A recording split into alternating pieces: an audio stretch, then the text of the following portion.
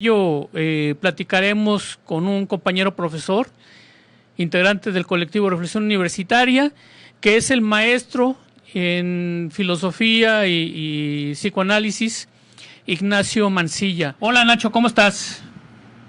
Buenas tardes, ¿qué tal? Aquí estamos listos.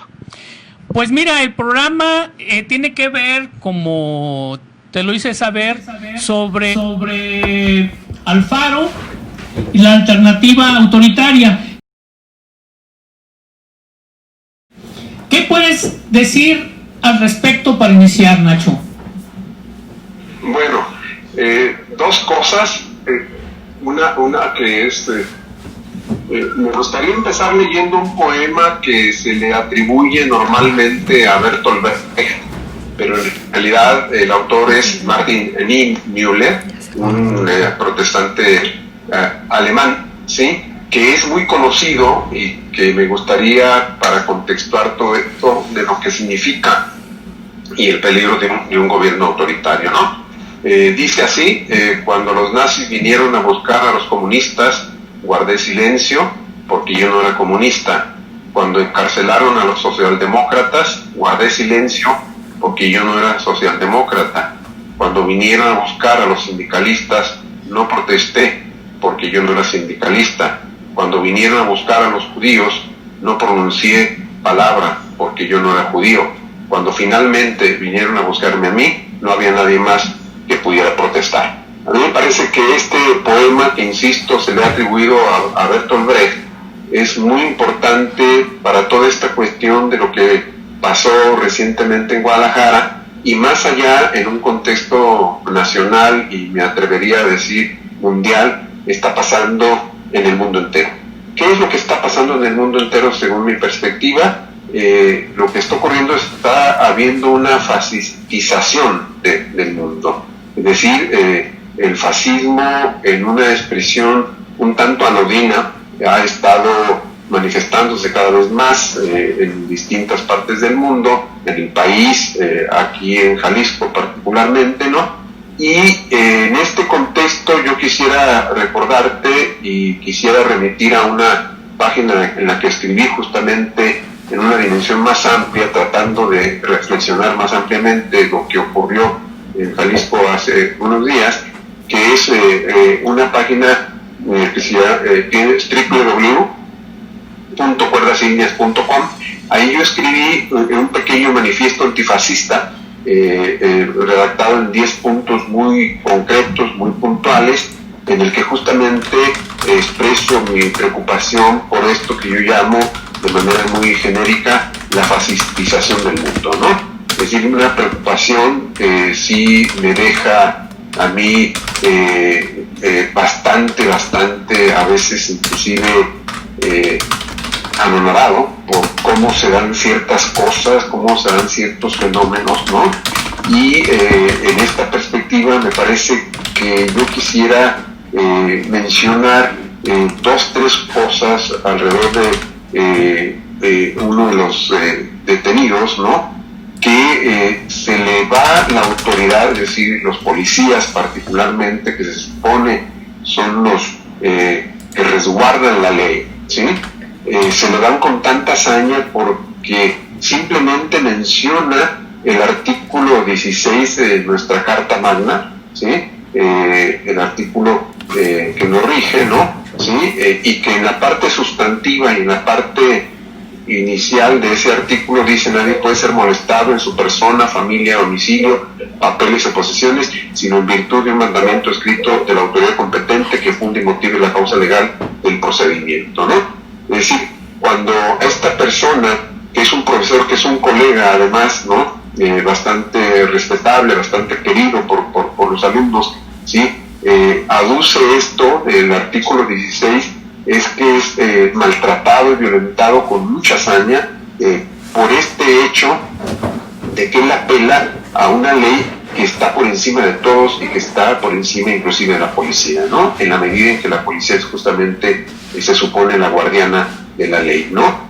Pero lo que todavía menos se entiende, y esto sí me preocupa porque implica un peligro del orden de el autoritarismo que raya ya en el fascismo y en la fascistización de la que estoy hablando, es cuando esta misma persona que fue violentada de manera increíble en sus derechos humanos y en sus derechos constitucionales, ¿sí?, se le van con tanta hazaña porque se identifica a él como profesor de filosofía, ¿sí?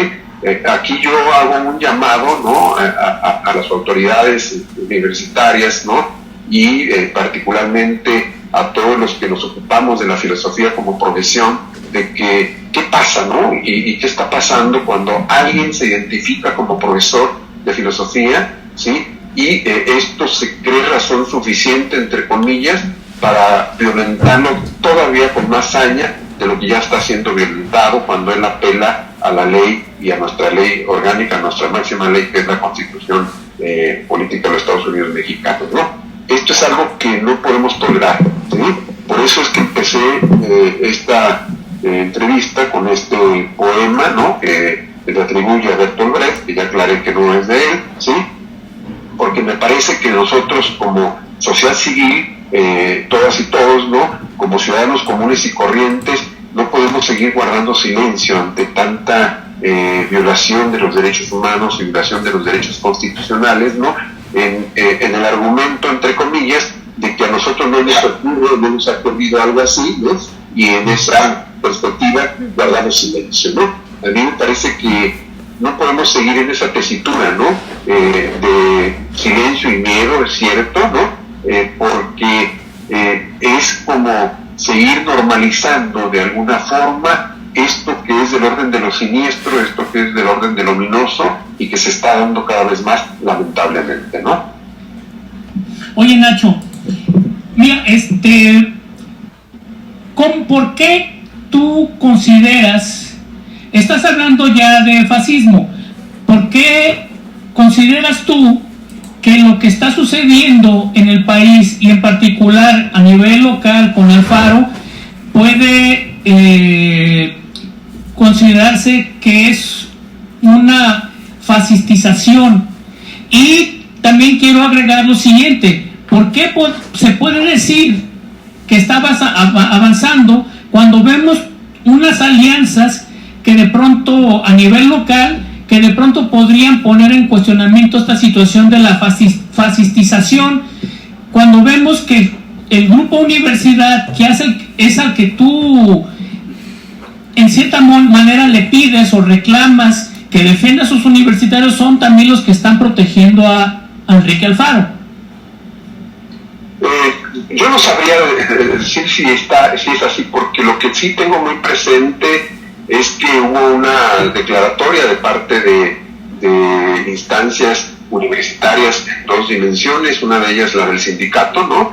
Hay una carta que yo mismo hice circular por parte del sindicato de trabajadores académicos de la Universidad de Guadalajara, donde protestan abiertamente contra la violentación de los derechos, particularmente de este profesor al que estoy mencionando, ¿sí?, y su compañera, que también es profesora de la Universidad de Guadalajara, ¿no?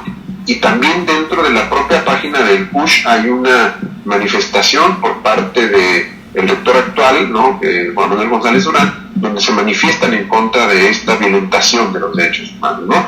Ahora, tu pregunta tiene dos dimensiones. Una es todo este contexto, digamos, nacional y local, que es muy complejo, tanto en lo nacional como en lo local, y en el que se ha dado el cambio de gobierno, ¿no?, y en el que desde mi lectura y desde mi posición lo que está viendo es como una especie de efervescencia de fuerzas oscuras, ¿no?, de intereses no del todo legítimos ellos en todo momento, ¿no?, que procuran y están procurando, ¿no?, como regresar al viejo régimen y como expulsar, echar fuera, de hecho eso se está dando, ¿no?, a la presencia de Andrés Manuel López Obrador. Me parece que hay toda una tendencia velada, abierta, a veces más explícita, a veces no tan explícita, de estar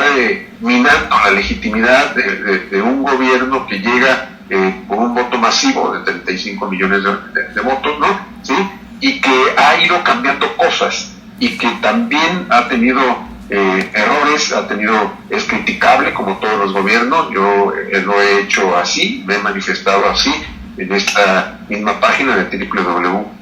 Que por cierto hay que comentarle a nuestros amigos y amigas que nos ven que es un lugar donde pueden ellos acudir para ver tus escritos y también los de tu hija, ¿no? Sí, claro, es una página donde... y ahí yo me he manifestado de manera muy clara y criticado pues lo que pienso que es criticable también en el gobierno de Andrés Manuel, pero el punto central ahorita es cómo desde mi perspectiva y desde mi lectura hay toda una especie de fuerzas reaccionarias que quieren como una especie de vuelta atrás en todo esto, ¿no? Pero ¿por qué y ha habido fascistas? inclusive intentos golpistas, ¿no? El nada lejano es el de Javier Latorre, ¿no? ¿Sí? Donde a veces se desembosan de manera descarada, ¿no? Y se manifiestan por una cuestión de tumbar un régimen que es legítimo, con todos los errores y también aciertos que los tiene y muchos, aunque no lo suficientes quizá, porque desgraciadamente le toca a este régimen una coyuntura y un contexto muy complejo, muy enredado, y que todavía se enreda y se complejiza más a raíz de toda esta cuestión de la pandemia del COVID-19. Pero ¿por qué?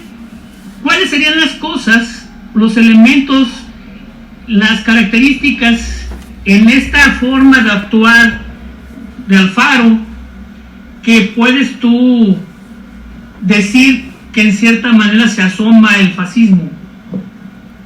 Bueno, yo creo que los sucesos ahí de días pasados son muy claros al respecto, ¿no? Es decir, y es algo en lo que lamentablemente no se ha puesto el énfasis suficiente desde mi perspectiva, porque hubo una violentación de la legalidad, de la ley, por parte de las propias autoridades, ¿no? Y aquí el responsable es Enrique Alfaro en la medida en que él es el gobernador, ¿no? No puede eludir esta responsabilidad, porque hubo una especie de secuestro, una especie de desaparición forzada por un tiempo breve, si se quiere, algunos más, algunos menos, ¿no? Pero hubo una especie de secuestro, ¿no? Por parte de fuerzas policíacas, identificadas algunas, otras no, ¿sí? Y se les metió a todos en la cárcel por el simple hecho de estarse manifestando, ¿sí? Y esto me parece es muy riesgoso, muy peligroso, porque el derecho a manifestarnos pacíficamente está consagrado por nuestras leyes. Entonces, en la medida en que a ti porque vas a una manifestación, ¿sí? Te toman, te palean, te roban, inclusive, ¿no? Te meten a la fiscalía y te tienen ahí incomunicado y no te hacen ningún proceso, no te abren ningún requerimiento, ni siquiera administrativo, pues esto es una ilegalidad, ¿no? Y esto raya en el fascismo, en la medida en que justamente te están deteniendo, violentando tus derechos constitucionales y tus derechos humanos.